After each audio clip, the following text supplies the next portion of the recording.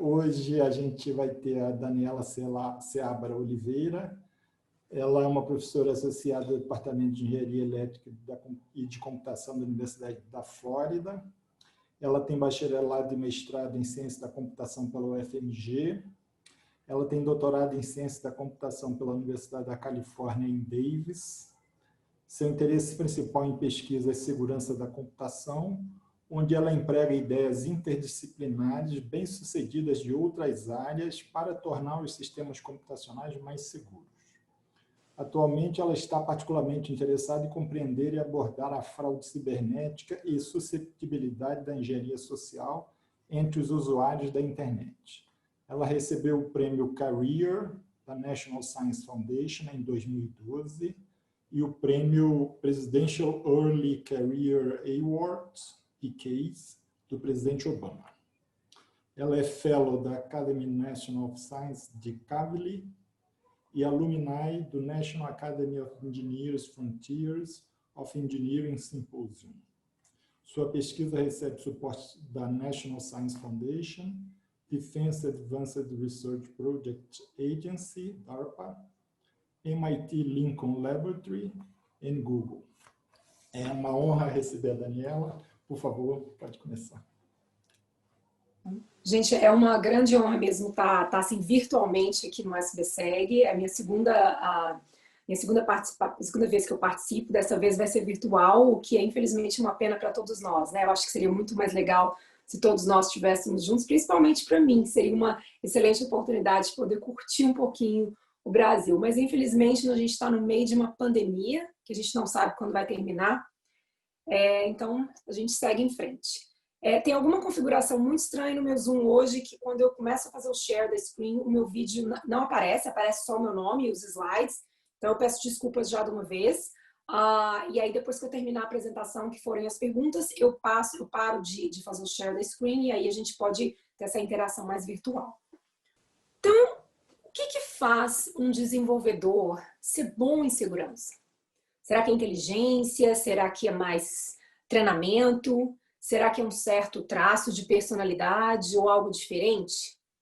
O nosso grupo na Universidade da Flórida, em colaboração com a New York University e a Universidade de Massachusetts Amherst, estudou a fundo esses aspectos e nessa apresentação eu vou mostrar para vocês o que os nossos dados reportam. Bom,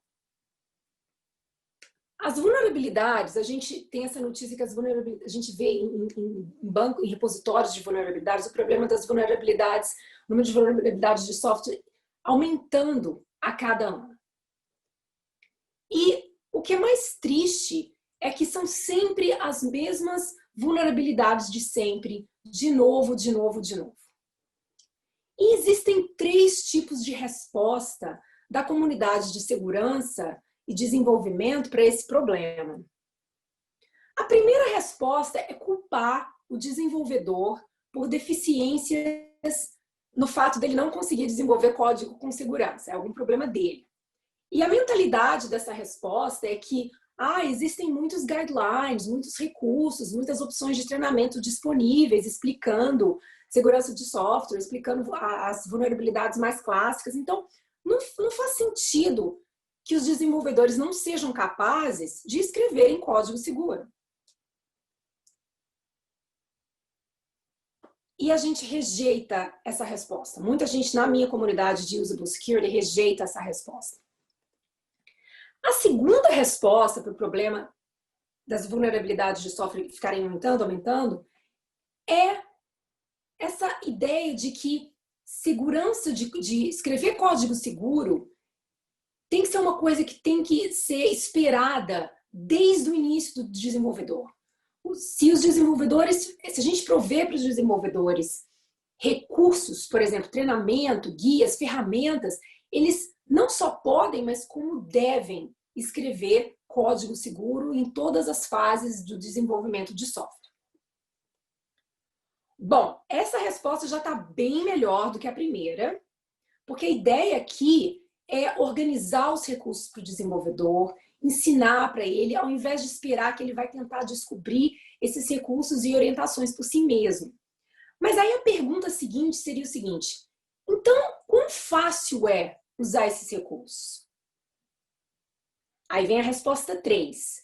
Os desenvolvedores precisam de recursos usáveis, né? O que a gente chama... Eu tive muita dificuldade de traduzir esse termo para o português. Eu achei esquisito esse termo usável. Mas em inglês a gente fala de usable resources. Então, o desenvolvedor ele precisa de recursos usáveis para escrever código seguro. Bom, essa resposta já está bem melhor. Eu acho que muita gente aqui, e também da comunidade de Usable Security, concorda que essa é a forma mais razoável de se proceder. Mas, e aí? Mesmo a gente já sabendo isso há anos, todo ano que a gente olha nesses reports de segurança, a gente vê estatísticas de vulnerabilidades crescendo, crescendo, crescendo a cada ano. E aí a gente se pergunta, e se o problema for outro, ou se tiver alguma coisa a mais nesse problema, alguma coisa a mais, algum ingrediente faltando nessa receita de escrever código seguro? Bom, a hipótese do nosso grupo foi que, mesmo com recursos usáveis, para se escrever código, os desenvolvedores ainda passam pelo que a gente chama de blind spot, ou ponto cego, quando eles programam, especialmente quando eles estão usando APIs, funções de APIs. E a nossa hipótese é que esses blind spots que o desenvolvedor passa são a causa da maioria das vulnerabilidades de software que a gente encontra. E aí vem a definição central aqui do nosso estudo que eu vou apresentar para vocês, o que a gente chama de API blind spots.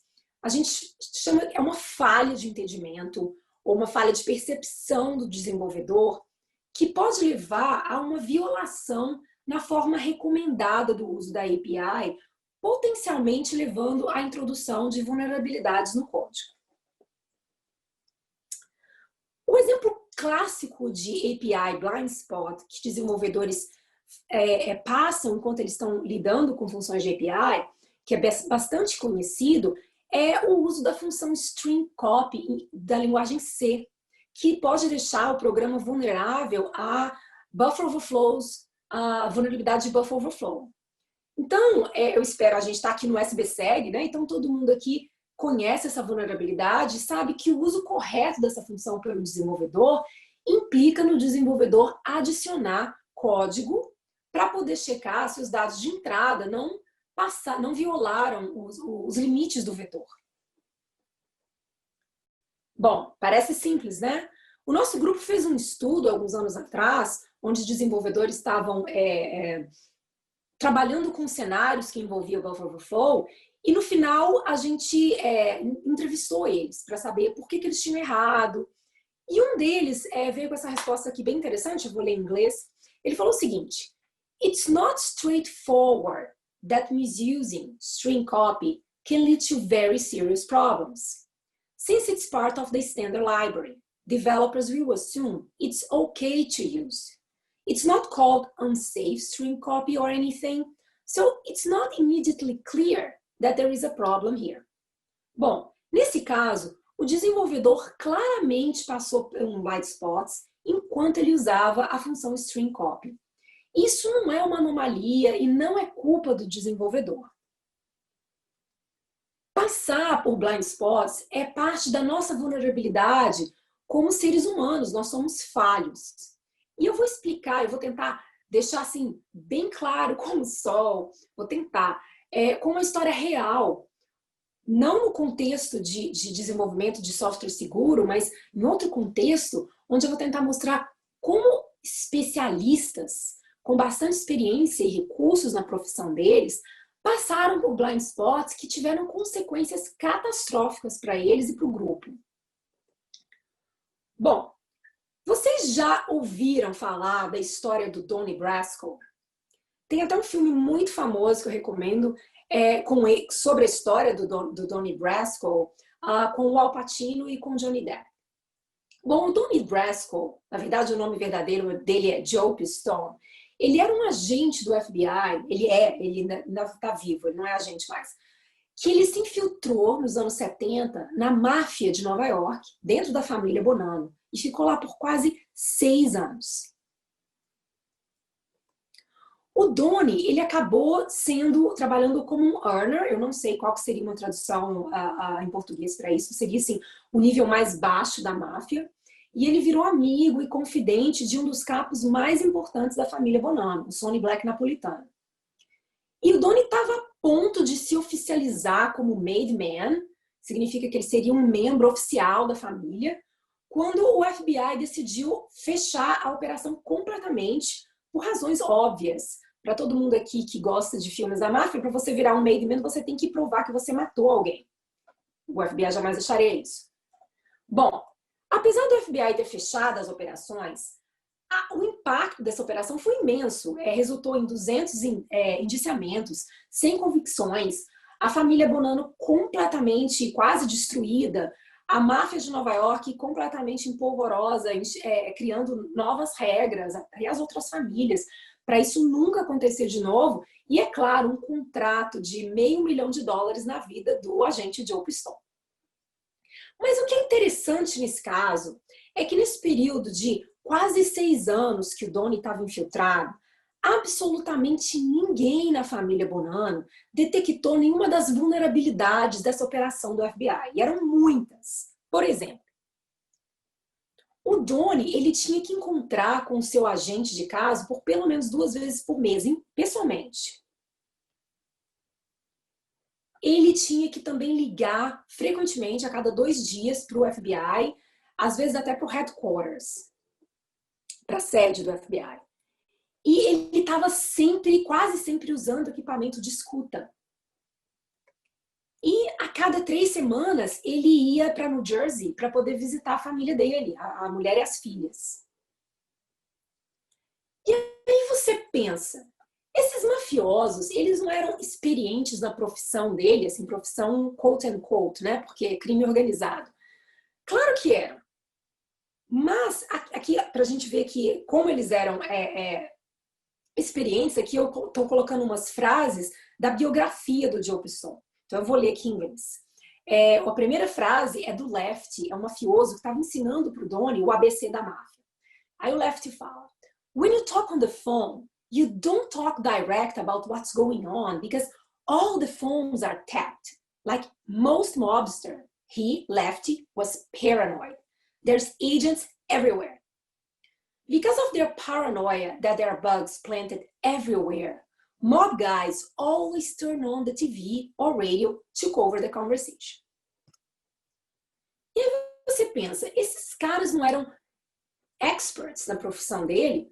Eram, né? Bom, mas aqui só para mostrar mais frases da biografia do Joe Piston. O Lefty was mafia 24 hours a day. He would never let his guard down. O Sonny, o capo, was good at what he did. Bom, vocês devem estar pensando, o que isso tem a ver com developers, certo? Bom, eu dei uma extrapoladinha aqui porque eu sou viciada em filmes da máfia, em ler livros sobre a máfia, mas é porque eu queria dar um exemplo de um outro contexto, mostrando como que às vezes, ou muitas vezes, experiência, expertise, inteligência talvez não seja um escudo perfeito para a detecção de vulnerabilidades em qualquer contexto, inclusive, talvez, no contexto de desenvolvimento de software. Às vezes, essas qualidades não significam que a gente tem um escudo, né, com relação a detectar vulnerabilities. Bom, só para mostrar o meu ponto, eu peguei todas aquelas frases que eu achei na biografia do Joe Piston e eu modifiquei elas como se eu estivesse aplicando essas frases no contexto de desenvolvimento de software, nos cenários hipotéticos. Então vamos ver. Alice is paranoid about software vulnerabilities. She sees vulnerabilities everywhere. Because of his paranoia that software might always have vulnerabilities, Bob always turned on diagnostic tools. John is about software security 24 hours a day. He would never let his guard down. Mary is good at writing secure code. Vocês não acham que essas frases são plausíveis? Vocês não acham que se a gente observar desenvolvedores operando com tanta cautela a gente não iria imaginar que eles sempre iriam evitar a introdução de vulnerabilidades no código, ou se eles estivessem dando manutenção em código de outras pessoas, eles poderiam ser bastante capazes de detectar vulnerabilities que outras pessoas deixaram. Bom, o nosso grupo estava curioso para tentar descobrir isso e a gente decidiu investigar isso empiricamente. Bom, qual que era o nosso objetivo? Nosso objetivo foi entender esses API blind spots pela perspectiva do developer, do programador.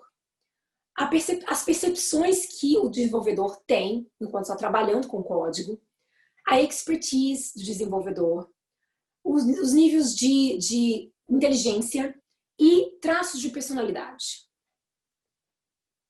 Bom, o nosso primeiro objetivo foi determinar se a habilidade dos desenvolvedores de detectar vulnerabilities em APIs em código.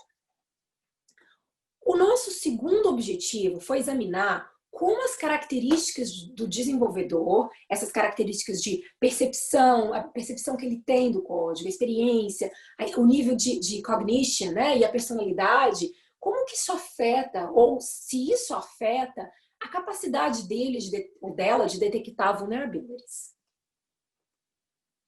E o terceiro objetivo foi explorar aspectos da linguagem de programação e do cenário.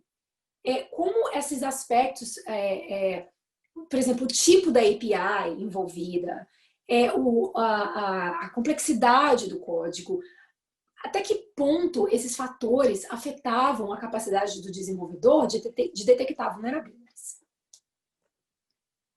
Bom, o nosso estudo teve 5 partes, então eu vou explicar aqui o que a gente fez.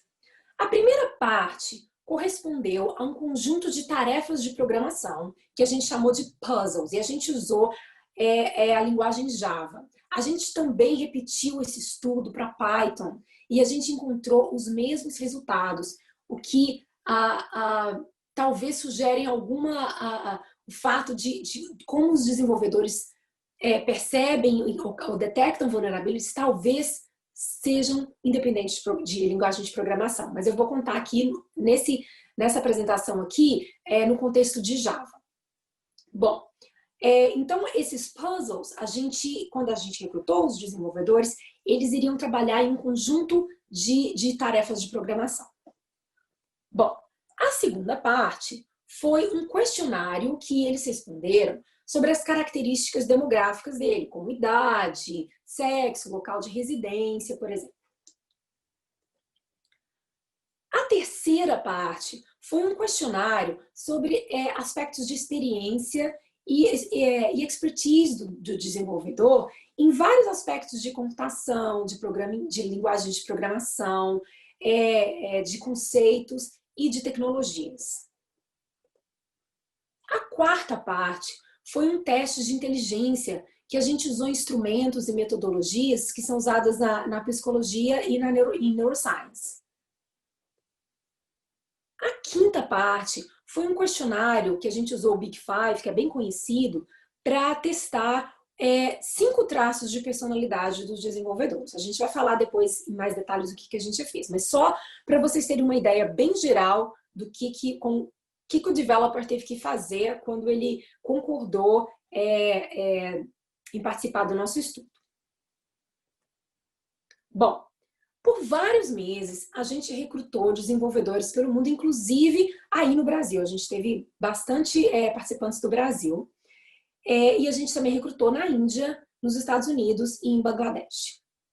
Todos os participantes, eles consentiram em participar do estudo, mas a gente não contou para eles o objetivo do nosso estudo. A gente não contou para eles que era um estudo de segurança, a gente não contou que eles iam encontrar vulnerabilities. A gente só contou para eles, assim, bem genericamente, que era um estudo sobre como os desenvolvedores percebem, como que eles reagem enquanto estão codificando. A gente fez uma coisa bem genérica mesmo, para tentar enganá-los, assim, no bom sentido. Bom, Agora vamos falar um pouquinho em detalhe da parte 1, que são os puzzles, né? Nesse caso foi em Java. A gente criou 4 conjuntos de puzzles. E cada conjunto tinha 4 puzzles. E esses 4 puzzles, eles tinham alguma vulnerabilidade. E em cada conjunto, a gente também colocou 2 puzzles que eram completamente safe. Eles não tinham problema nenhum de vulnerabilidade, ou porque não tinham mesmo, ou porque a gente adicionou código, no caso, por exemplo, string copy, a gente teria adicionado código para testar os limites do vetor. E para criar esses cenários com vulnerabilidades, a gente selecionou funções envolvidas em vulnerabilidades que foram realmente reportadas em repositórios, como o NVD, por exemplo, Security Focus, ou funções que eram assim, discutidas em fóruns de desenvolvedores, como o Stack Overflow. E aí a gente criou cenários, a gente compilou, testou, a gente executou o cenário para ver se realmente os efeitos estavam esperados, se a vulnerability estava lá. Então, a gente fez todas essas questões. E a gente também fez um balanceamento de cada conjunto para que cada conjunto tivesse mais ou menos o mesmo número dos 3 tipos de API que a gente focou nesse estudo, que foi I/O, String e Crypto.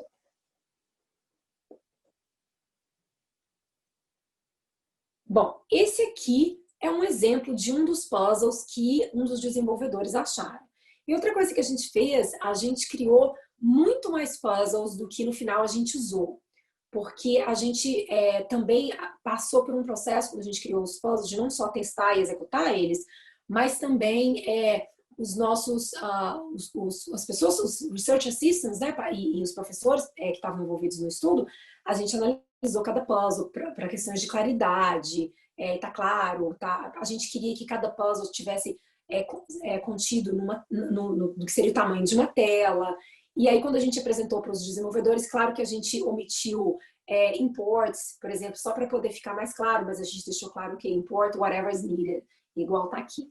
E aí, no final, a gente teve aquele trabalho de selecionar quais foram assim, os que a gente achou os mais relevantes, de forma que a gente tivesse maior diversidade de vulnerabilidade, um número mais ou menos igual entre os 3 tipos de API que a gente considerou. Bom, esse aqui é um exemplo de um puzzle que tem uma vulnerabilidade na função string. Bom, aqui a gente está vendo o clássico exemplo da vulnerabilidade que é causada pela falta de verificação, né, o lack of sanitation do dado de entrada, que pode levar à execução remota de código pelo adversário. O método setDate invoca run, que por sua vez invoca runtime exe com uma string arbitrária, que pode ser passada pelo atacante, né, pelo adversário. Bom, isso aqui, aí depois que a gente, claro que também quando a gente mostra o puzzle, a gente não só mostra isso, né? A gente tem uma introdução, olha, assuma que você está trabalhando com esse cenário que faz isso, e aí a gente mostrava o cenário, e depois a gente pedia para ele responder umas perguntas. Antes da gente pedir para ele responder essas perguntas, onde a questão de segurança está dentro, a gente também pedia umas warm-up questions, só umas questões genéricas, só para ver se... só para o developer não ficar... só para não ficar tão fácil ele perceber que a gente talvez esteja testando segurança de código nesse estudo. Então, a gente fez algumas perguntas genéricas sobre funcionalidade para tentar enganar o desenvolvedor. Bom, mas as perguntas que tinham a ver com segurança, elas eram perguntas de múltipla escolha, igual está aqui. Então, nesse exemplo, a pergunta que a gente fez para o desenvolvedor foi a seguinte: Which of the following statements would be correct if the setDate method was invoked with an arbitrary string value as the new date? Opção A: If the given string value does not conform to the date format, an exception is thrown. B: The setDate method cannot change the date. C: The setDate method might do more than change the date. D: The return value of the waitFor method is not interpreted correctly. E opção E: The web application will crash. porque quando a gente mostrou o puzzle para o developer, o cenário era um cenário fictício de uma web application. Bom, a gente esperava que o developer fosse responder C, que o método setDate poderia talvez fazer mais do que mudar a data. Bom, na parte 2, como eu falei antes, a gente deu para o developer um questionário de demographics. A gente teve quase 200 participantes interessados, mas no final, 109 participantes completaram com sucesso todas as fases do estudo, porque acontecia muito do participante estar interessado, assinar o formulário que estava consentindo com o estudo, mas aí na hora que chegava e via os planos, é muita coisa, desisto. E aí desistia. Ou desistia por algum motivo, ou tinha algum problema de, por exemplo, eu vou mostrar para vocês na parte que mede inteligência, a gente tinha um teste onde o developer respondia por voz e a gente fazia o recording da resposta dele. Às vezes, por causa de incompatibilidade de browser, a gente não conseguiu ter a resposta do developer. Então, mesmo ele tendo aparentemente participado do estudo, a gente não pôde considerar ele na contagem final. Bem, mas a gente teve 109 desenvolvedores que completaram com sucesso. E aqui está a distribuição de demographics. A maioria, não me surpreende, né? Infelizmente, eram homens, já trabalhando como profissionais na indústria. A maioria deles mora nos Estados Unidos e a maioria deles tinha uma média de 6 anos de experiência com programação. Em termos da expertise dos developers, né? A grande maioria deles tinha pelo menos um diploma de graduação em ciência ou engenharia de computação e quase metade deles tinha alguma forma de pós-graduação. Bem, na parte 3, a gente pediu para o developer para responder um questionário sobre a experiência profissional e também sobre a expertise dele em vários programming languages, não só Java, e também vários conceitos de programação e várias tecnologias, por exemplo, SQL, Crypto, conceitos de rede, só para tentar ver o nível de expertise e experiência também. Na parte 4, que foi assim, a novelty, né, do nosso estudo, foi tentar fazer essa ligação de cognition com capacidade de poder detectar vulnerability melhor. Tinha até uma psicóloga envolvida no nosso estudo. Bom, os developers, eles tiveram que passar por um teste de inteligência de aproximadamente 20 minutos e a gente usou instrumentos que são padrões de uso em estudos de psicologia e neuroscience, que é o BTACT e o NIH2Box. Então, um dos desafios que a gente encontrou é que nas áreas de psicologia e neuroscience, esses instrumentos, eles não são automatizados. Por exemplo, o BTACT, o pesquisador, ele faz o teste com um participante no telefone, que é o tipo da coisa que quando a gente fala para uma pessoa da área de computação, a pessoa até treme, né? Você não fazer uma coisa que não é automatizada.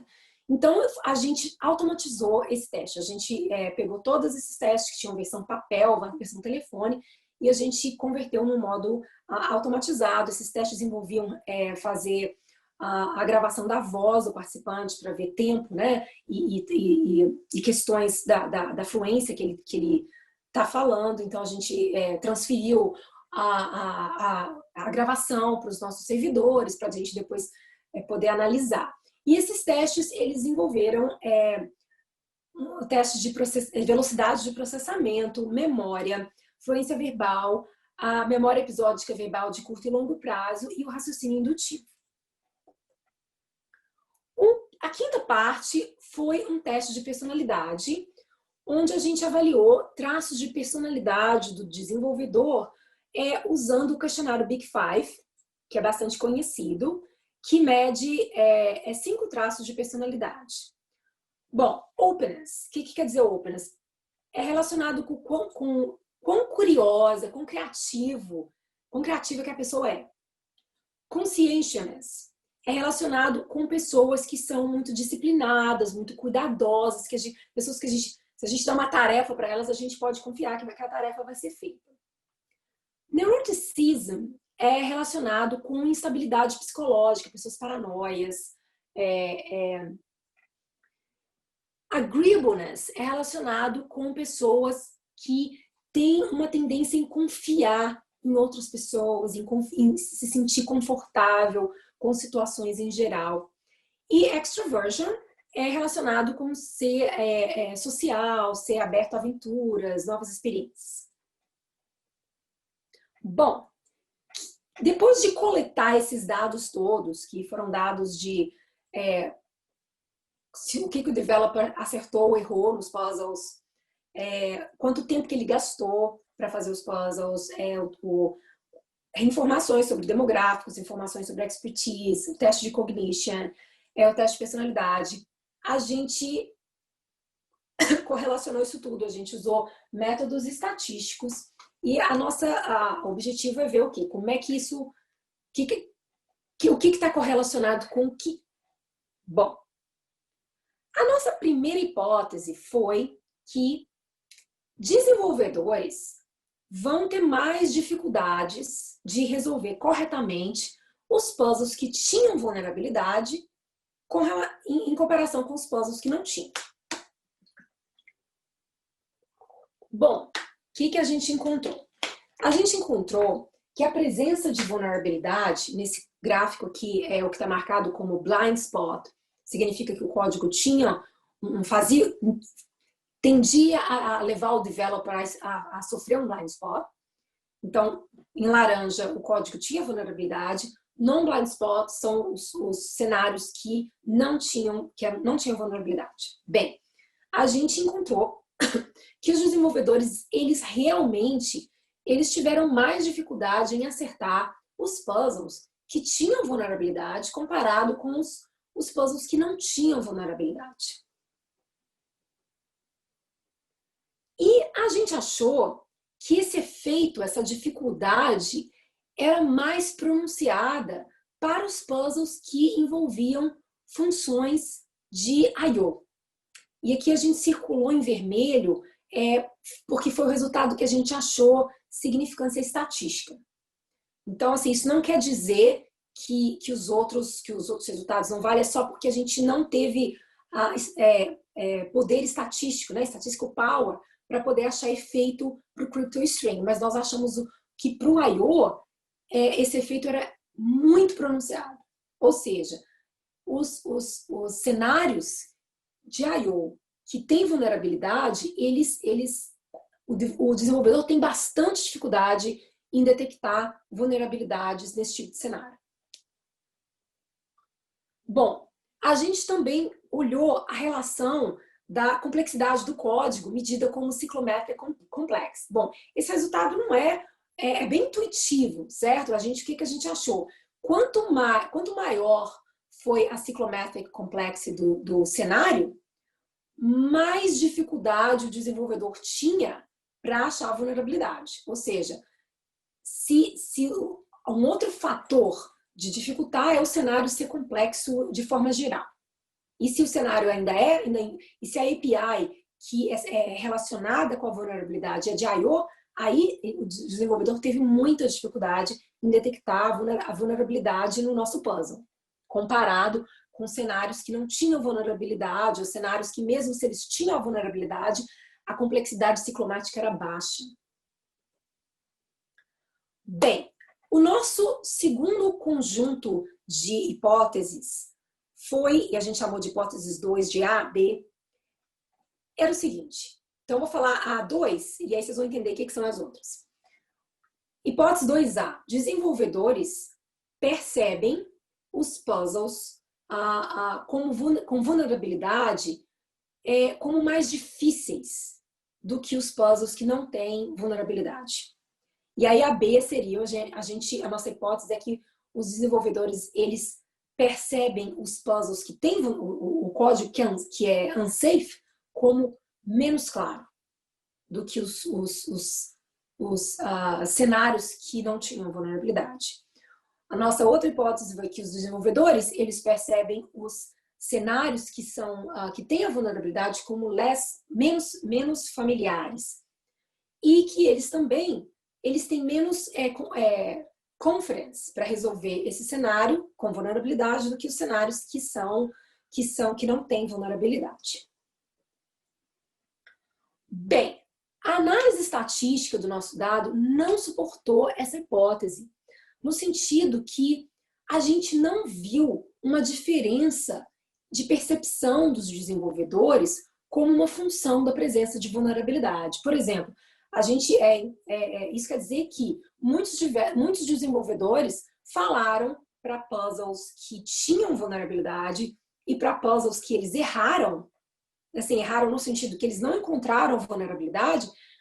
Era comum de alguns desenvolvedores falar, não, eu achei muito claro, eu tinha muita confidence na hora que eu estava resolvendo esse cenário. Bem, a gente está dizendo isso não significa que a gente pode generalizar esse insight. Por quê? Porque pode ser que a gente não achou a diferença talvez porque o nosso dado não tenha tido tão poder estatístico. O que eu quero dizer? A nossa sample era de 109 developers. Talvez se a gente tivesse 1.009 developers, talvez a gente tivesse achado algum efeito. Mas não achamos. Mas estamos reportando o que a gente achou para a sample que a gente trabalhou. Bom, na hipótese 3, que era a hipótese que a gente estava mais entusiasmado, era que a gente pensou o seguinte, e acho que é bem intuitivo para todo mundo, né? Quanto mais inteligente é o developer, né? Quanto maior foi o score, a pontuação que o developer conseguiu nos nossos testes de inteligência, obviamente, ele vai ser um developer que vai ter maior capacidade de detectar vulnerabilities, né? Óbvio. Bem, o nosso dado não suportou essa hipótese. Então, a gente não viu no nosso dado o fato de uma pontuação maior nos testes de inteligência predizerem uma maior habilidade de detectar as vulnerabilidades nos nossos puzzles. O que a gente achou bem surpreso. De novo, pode ser que a gente não tenha encontrado efeito, não porque esse finding a gente está generalizando esse finding, mas porque a nossa sample era relativamente pequena. 109 developers. Se a gente tivesse 2.000 developers, talvez a gente tivesse encontrado algum efeito, mas não encontramos. A nossa quarta hipótese foi que, também bem intuitivo, certo? Quanto maior a experiência, quanto maior a expertise do developer, é bem plausível de pensar que maior vai ser a capacidade dele de detectar vulnerabilidades no código. De novo, o nosso dado não suportou essa hipótese. A gente não viu diferença estatística em desenvolvedores que tinham anos de experiência ou PhD, comparado com talvez aquele cara que que acabou de sair da graduação, né? A gente não achou essa diferença. De novo, não podemos necessariamente generalizar esse resultado, porque pode ser que a gente não encontrou simplesmente porque a nossa sample não tinha tanto poder estatístico. Se a gente tivesse 10.000 desenvolvedores, talvez a gente encontrasse um efeito, mas não encontramos. Bom, a quinta hipótese que a gente trabalhou foi relacionado com personalidade. Bem, deixa eu explicar essa hipótese. Marcadinho ali em verde, então, os traços de openness e conscientiousness. O que é openness? Openness é relacionado com ser curioso, criativo. Então, é plausível de imaginar que um desenvolvedor com esses traços, né, ser curioso, ser criativo, talvez ele seja um traço que seja bom para detectar a vulnerabilidade, certo? Porque essa questão de detectar a vulnerabilidade tem a ver do desenvolvedor pensando como que um adversário pode explorar o meu código. Quais são as possíveis maneiras que esse adversário pode ser criativo e explorar o meu código. Então, deixa eu ser criativo e pensar e fazer o patch do meu código, certo? E conscientiousness também a gente discutiu e a gente acha que é um traço que também assim, intuitivamente, seria um traço bom para um developer que encontraria vulnerabilidades. Por exemplo, conscientiousness tem a ver com ser disciplinado, ser cuidadoso. Então, a gente pensa que se você contrata um desenvolvedor que é super cuidadoso, super meticuloso, é bem plausível de pensar, poxa, essa pessoa vai ser uma pessoa boa para poder detectar vulnerabilidades em vez daquela pessoa assim que não está nem aí, que não é tão cuidadosa. Então, essa é a nossa primeira hipótese, que traz pontuações altas no traço de openness e conscientiousness representariam desenvolvedores que, em geral, teriam mais facilidade de encontrar vulnerabilidades no código.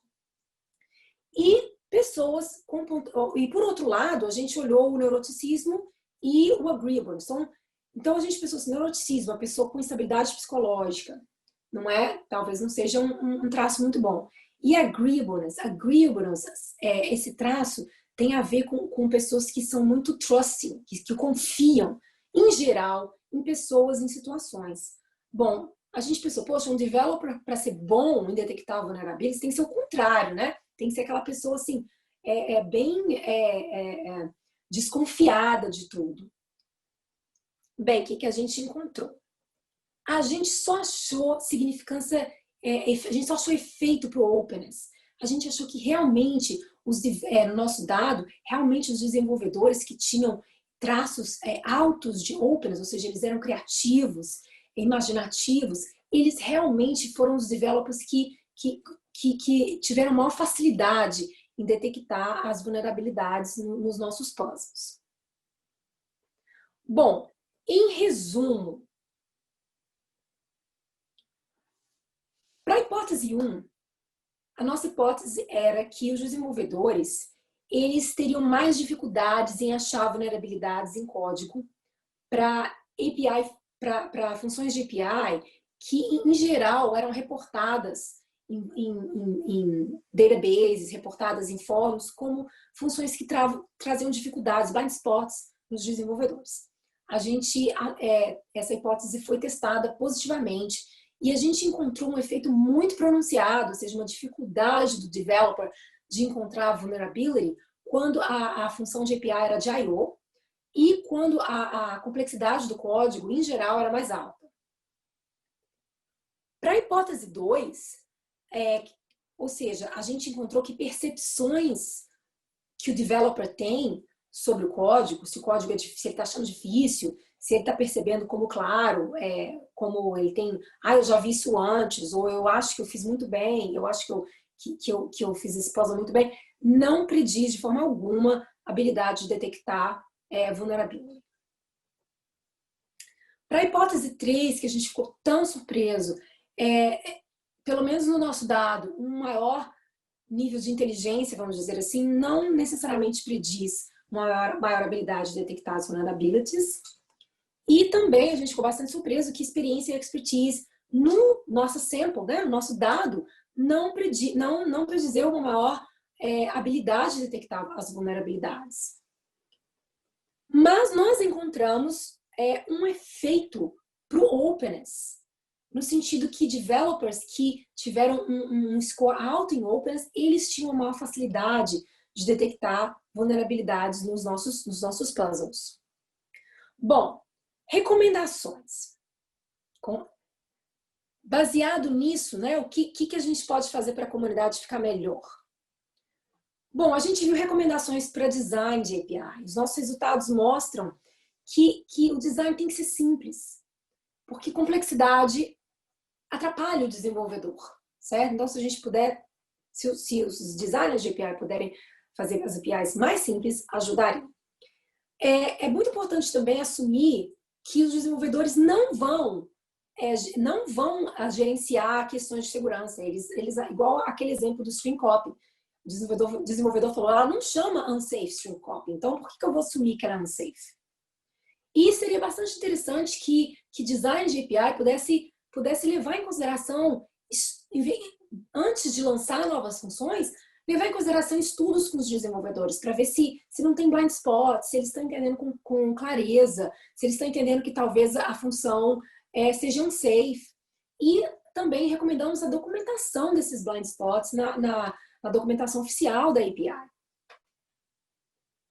Treinamento e conscientização de segurança. Bom, nossos resultados mostram que nenhum desenvolvedor é imune a blind spots, até os mais inteligentes, os mais experientes. E que as nossas percepções e o que a gente chama aqui nos Estados Unidos de gut feelings podem ser enganosos, né? Você achar que o código que o código é claro, que o código não é difícil, talvez isso não significa que você não vai introduzir a vulnerabilidade. E também a gente recomenda maior que o desenvolvedor ele deposite mais confiança e use mais ferramentas automáticas para detectar vulnerabilities o máximo possível. Também temos recomendações para o processo de desenvolvimento de software em si. Em muitas empresas aqui nos Estados Unidos, eu não sei como é a situação no Brasil, a mentalidade ainda é que os desenvolvedores podem e devem, não só podem, mas devem escrever código seguro. E que contratação de experts vai aumentar consideravelmente a segurança do código. O nosso dado sugere que essa mentalidade talvez seja enganosa. Por quê? Porque funcionalidade e segurança são tarefas difíceis que demandam muita energia e capacidade cognitiva. Então, ter um engenheiro de software que consiga fazer essas duas tarefas bem é um zero-sum game. Na verdade, a gente acha que essas tarefas elas requerem expertise diferentes. E uma está criando coisas novas, a outra está analisando como que essa funcionalidade pode ser explorada. Então, o problema talvez não seja o engenheiro não tratando funcionalidade e segurança ao mesmo tempo, mas talvez a empresa não lidando com os dois ao mesmo tempo. Então, o que é interessante é que aqui nos Estados Unidos já está começando essa tendência de separar funcionalidade e segurança, né? Tem essas equipes separadas, equipes de funcionalidade e equipes de segurança como Blue Teams, que olham aspectos de segurança da equipe de funcionalidade, e equipes completamente separadas, às vezes até vindo de outra empresa, como Red Teams, que vão explicitamente desafiar e tentar atacar o código que foi produzido. Bom, isso é o que eu tinha para vocês hoje. Eu queria só fazer o acknowledgement de toda a equipe que está envolvida, do funding do NSF. Todos os nossos dados, esse nosso dataset está público, por favor, usem, façam novas análises, está aqui o endereço. E muito obrigada. Eu vou agora parar o sharing, porque eu sei que agora a gente vai para a parte das perguntas. Daniela, obrigado pelo seminário, excelente e muito esclarecedor. Já temos várias perguntas, eu vou te passar as perguntas, tá? Uhum. Então, vamos começar com a do Altair Santinho. Ele escreveu: excelente pesquisa, Daniela, parabéns.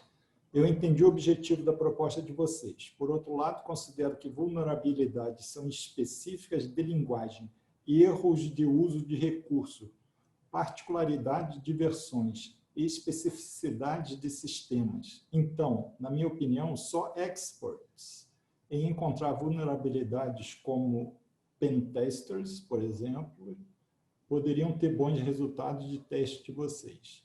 O que você pode comentar a esse respeito? Bom, primeiro, oi, Altair, tudo bom? Pena que você não pode falar o tudo bom de volta. Bom, muito obrigada pela sua pergunta. Bom, a gente repetiu. Claro que essa questão de generalizar resultados de estudo é muito perigosa, certo? Eu concordo com você perfeitamente. A gente repetiu esse estudo usando Python, usando outras vulnerabilidades, assim, o mesmo design do estudo, né? A questão dos puzzles, cada conjunto, cada developer recebeu 6 puzzles, 2 sem vulnerabilidade, 4 com vulnerabilidades. A gente fez I/O, String, Crypto, né? Esses 3 tipos. A gente repetiu essa mesma metodologia para Python. A gente encontrou os resultados de Python suportando os resultados de Java. Eu não consegui mostrar aqui por falta de tempo, mas os resultados que a gente achou para Python, e a gente teve mais desenvolvedores para Python. Para Python, a gente teve 193, a gente teve mais statistical power para Python. E a gente encontrou os mesmos resultados para Java. Mas eu concordo com você, assim, a gente está mostrando o que a gente achou. O que a gente achou? Acho que a gente achou leva mais a uma pergunta do que a uma resposta, né? Será que a dificuldade ou a facilidade de encontrar vulnerabilidades, ou pelo menos uma parte fundamental dela, será que é independente de linguagem de programação? Claro, a gente olhou só Java e Python, tem C, tem outras linguagens, mas aí vai essa questão, será que não é uma coisa que a gente tem que estudar? Será que essa questão, será que o buraco não é mais embaixo no sistema no sentido de, será que a gente não tem que fazer o addressing de vulnerabilidades de uma forma que talvez seja um pouquinho mais programming language agnostic, igual eles gostam de falar aqui, independente de programação? Mas eu entendo o seu ponto, que nosso estudo também não conseguiu, é claro que a gente não testou todas as vulnerabilidades que existem no mundo, obviamente.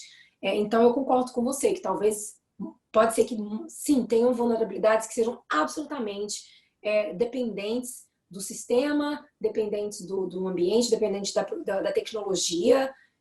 Então, eu concordo com você, mas o fato do Python e do Java, dos resultados terem suportados um ao outro, leva a essa pergunta, será que não tem um fator aí que é independente de linguagem de programação? Daniela, tem uma pergunta do Marco Amaral, que é o seguinte, como explicar os dados que mostram maior capacidade de resolver puzzles com blind spots, no caso de strings e cripto? Estes resultados foram o oposto do verificado com I/O. Deixa eu ver aqui, deixa eu voltar. Bom, primeiro, antes de eu voltar aqui nos slides, eu queria falar o seguinte, naquele gráfico, a gente circulou em vermelho só o I/O. Por quê? Porque só o I/O que a gente encontrou o p-value, que dá o statistical significance para a gente. Então, isso quer dizer que o que a gente encontrou para o crypto e para o string pode ter acontecido por chance, né? Igual eles falam em estatística, né? Isso quer dizer que poderia ter sido aquele resultado, ou poderia, se eu pegasse um outro conjunto de desenvolvedores, eu poderia ter achado um outro resultado. Então, por isso que a gente não fez nenhum claim com relação ao I/O e aquele gráfico mostra a diferença do tipo da API, né? A gente não fez nenhum claim pro I/O e pro crypto e pro string, exatamente porque nós não encontramos significância estatística. Para o I/O, foi o que a gente encontrou significância estatística, foi o único que a gente reportou. Então, por isso que você viu, poxa, por que tá assim? Talvez porque foi acontecido por chance, porque a gente realmente não encontrou o resultado estatístico. Daniela, tem uma pergunta do Augusto Lima. Na posição de desenvolvedor, como posso me preparar e melhorar minhas habilidades para detectar vulnerabilidades? Bom, boa pergunta. Como eu falei aqui nas recomendações, né, as empresas ainda têm muito essa mentalidade que o desenvolvedor tem que fazer as duas tarefas. E nós estamos aqui numa conferência de segurança, mas, acima de tudo, todos nós somos cientistas da computação, engenheiros da computação. Então, a gente sabe que programar é uma tarefa muito difícil, uma tarefa que exige muita o que eles chamam de cognitive, cognitive intense. Desculpa, às vezes o meu português falha. É cognitive intense. Então, não só programar em si, funcionalidade, como é a questão de detectar vulnerabilidades no software. Então, eu acho até unfair, de certa forma, com o desenvolvedor, de exigir que ele faça os dois no mesmo intervalo de tempo, certo? O certo intervalo de tempo que você é capaz de criar funcionalidade, se você tiver que criar funcionalidade segura, você vai gastar mais tempo. Bom, a sua pergunta é como se preparar. Primeiro é reconhecer que se você tem que se preocupar com funcionalidade e com segurança ao mesmo tempo, parabéns para você, porque é uma tarefa, são os opostos. Você está sendo criativo, você está criando coisas novas, e no outro, em vez de você estar vindo com esse trabalho de imaginação, de criatividade, você está pensando em algo que já existe e tentando ver, ok, como que um adversário pode explorar isso que eu criei ou isso que alguém criou. Então, são duas coisas dois mindsets diferentes. Então, primeiro, reconheça que é um zero-sum game, você vai gastar mais tempo. E como se preparar? Como a gente viu, um dos resultados que a gente achou é que pessoas geralmente criativas, né, mais imaginativas, elas têm maior capacidade. Então, essa tarefa de encontrar vulnerabilidade em código, talvez pensar que ela de forma naturalmente uma tarefa que exige imaginação, certo? Essa pergunta, como que eu posso imaginar formas de explorar esse código? De usar esse código para o mal, do usuário, do sistema. Então, acho que seria nesse sentido. Daniela, vou fazer mais uma pergunta, passar mais uma pergunta aqui. Nosso tempo já está começando a ficar apertado. Da Priscila Estrela. Ótimo estudo e apresentação. Acredita que um dos motivos para o mesmo os desenvolvedores mais experientes não terem encontrado mais vulnerabilidades foi porque, no geral, os desenvolvedores não estão preparados, não estudam ou não estão preocupados com as vulnerabilidades que podem ser deixadas no código? Quais eram os tipos de empresas dos desenvolvedores e isso influenciou nos resultados? Você acha que, além do Blue Team e Red Team, deveriam existir especialistas também no desenvolvimento seguro dentro das empresas? Como está isso no exterior? Bom, foram várias perguntas, né, Priscila? Deixa eu ver. A primeira, você perguntou se o fato de a gente não ter achado... do fato de experiência e expertise no nosso estudo não predizer uma maior habilidade. A gente não sabe. Você perguntou se isso foi porque eles não estudam. Eu acho que até o contrário, porque quando a gente olhou a questão da expertise e a experiência, a gente fez muitas quando a gente fez as perguntas de tecnologia para ver onde que eles estavam, muitas eram relacionadas com segurança, eram questões de criptografia, então eram relacionadas com segurança. Então eu acho que talvez não sejam por isso, muitos deles, porque o nosso critério de expertise seriam a questão de ter degrees, né? Você tem um mestrado, um doutorado, então eu acho que por aí não. A segunda pergunta eu já me esqueci. Qual que foi a segunda pergunta? Quais eram os tipos das empresas dos desenvolvedores? Tá. A gente não fez uma análise dos tipos de empresa. Boa pergunta. A gente teve desenvolvedores a gente pegou até assim vários países, mas a gente não fez esse estudo assim, de se foi empresa pequena, se foi empresa grande, igual a Google. Não fizemos essa análise. E se além dos teams deveriam existir especialistas também em desenvolvedores? O Blue Team é o especialista de segurança, né? Empresas grandes, acho que uma das perguntas dela foi se estavam sendo como está sendo aqui, né? Empresas grandes já têm essa mentalidade de ter times separados, o time de segurança, até de privacy. Eles já estão até separando a questão de segurança e privacy como coisas diferentes. Tem times que vão olhar só a questão de privacy do código, né? A Google é um exemplo, que o Facebook também faz isso. Então, empresas maiores, elas podem, né, de forma financeira, elas podem ter o luxo de contratar, de ter times separados, certo? Então, o Blue Team é aquele time na empresa mesmo, mas o Blue Team, o objetivo do Blue Team é olhar a questão de segurança que o time de funcionalidade usa. Então, o Blue Team, ele não necessariamente ele vai criar a funcionalidade, mas ele vai trabalhar de parceria com o time de funcionalidade, olhando aspectos de segurança. E eu sei que a Google tem até times de privacy, ou seja, o time de privacy vai trabalhar em parceria com o time de funcionalidade e vai olhar como a questão de privacy de privacidade está sendo respeitada aqui nessa funcionalidade que a gente está criando. O Red Team, ele não é dentro da empresa. Geralmente a empresa contrata Red Teams à parte, separados, e eles estão fazendo o papel do adversário. Eles vão tentar quebrar o sistema, né? É um pouquinho acima até além. Eu acho que essa configuração ainda está na infância, vamos dizer assim. Eu acho que parece que pelos resultados do nosso estudo, mostra que esse é um caminho que, na minha opinião, e no que o dado tem mostrado, o dado do nosso estudo mostrou, é um caminho de custo-benefício. Então, assim, eu não tenho outras sugestões, a não ser que eu não sei como está no Brasil, né? Essas empresas do Brasil podem ter um luxo, vamos dizer assim, de poder pagar times separados.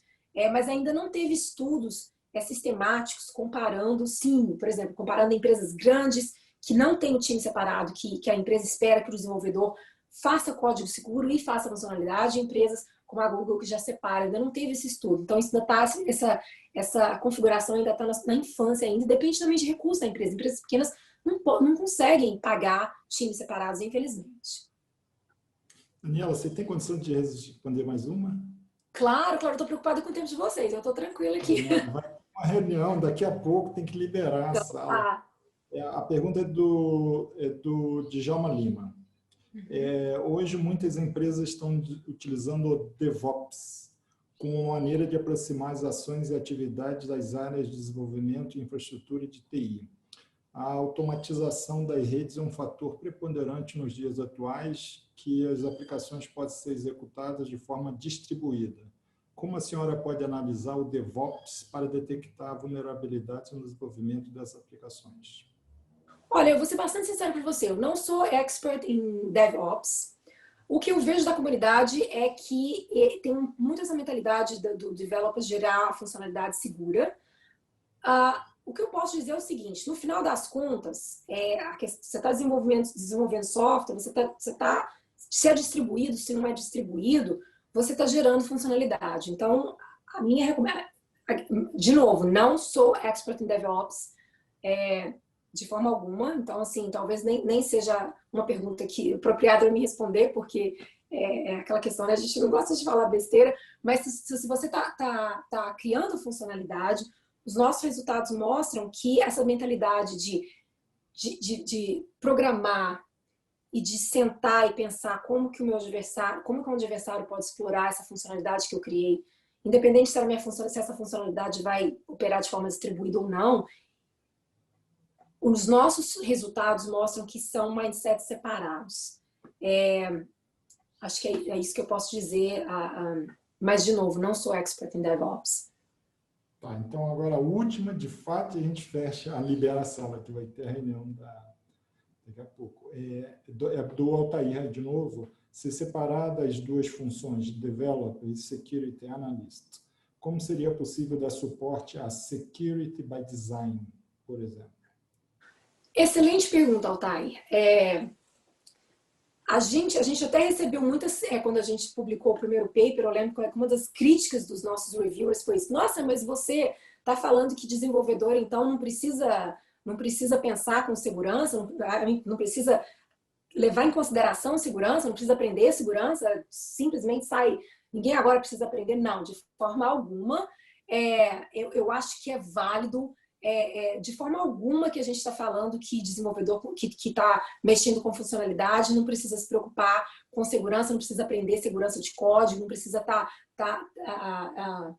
saber as vulnerabilidades clássicas ou as novas. Claro que uma pessoa que fez aulas de security na graduação ou que está sempre se informando sobre as novas threats, claro que ela vai, naturalmente, ela vai desenvolver código mais seguro. Naturalmente, não tem a menor dúvida, e eu acho que a próxima apresentação que eu fizer nesse tópico, eu vou colocar até um disclaimer sobre isso, porque a gente teve esse puxão de orelha do review. Não é isso que a gente está falando.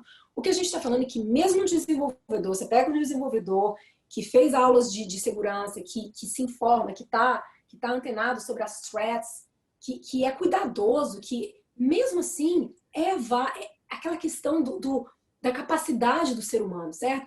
Ele está pensando em funcionalidade, mesmo ele com essa cabeça de segurança natural, que talvez a gente espera que ele tenha, ele vai fazer o foco ali de criar funcionalidade.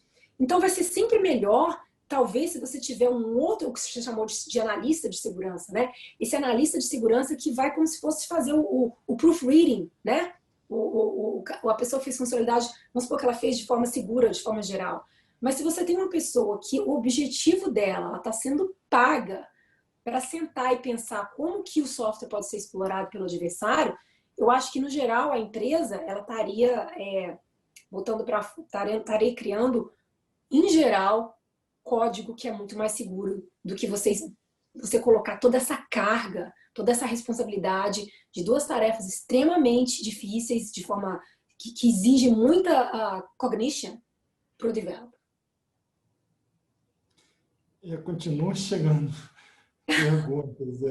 A gente realmente precisa fechar. Tem aqui uma pergunta doutorada. A pessoa, para detectar vulnerabilidades, é necessário que seja uma pessoa distinta do programador? É o conceito de adversário? Eu não acho que tinha que ser distinto do programador. Se a pessoa, se o analista de segurança, igual o Otto aí falou, se você não entende programação, como você pode pensar como o adversário vai explorar o seu código, né? Mas eu acho que é uma mentalidade diferente. É uma mentalidade mais... essa mentalidade de desconfiança. E é uma desconfiança criativa. Quase uma paranoia, né? Como que esse adversário pode explorar esse código? Se a pessoa não souber, não for boa em programação, ou não tiver uma experiência de programação anterior, não tem nem como aquela questão do expertise, né? Não tem nem como ela descobrir o problema. Mas a questão é que no dia a dia, a responsabilidade primordial dela, do analista de segurança, seria olhar aspectos de segurança. Tá, muito obrigado pela sua disponibilidade exaustiva aqui para responder as perguntas. Ainda Não, estão chegando as perguntas, mas a gente tem que liberar aqui a sala. Então, a comissão da SBSEG agradece disponibilizar o seu tempo pela excelente palestra, tá? E aí a gente termina aqui. Então tá bom, muito obrigada. Tenha um bom dia. Tchau, tchau.